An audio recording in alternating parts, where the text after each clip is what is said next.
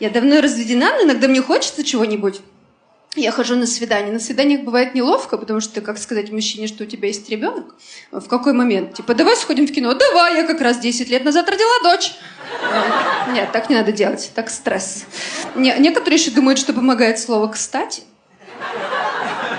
Но просто мужчина, когда встречает женщину с ребенком, он почему-то думает, что она обязательно хочет замуж. Ну, может быть, она уже замужем.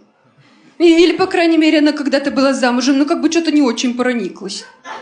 Потому что для разведенной женщины мужчина, он как киндер-сюрприз.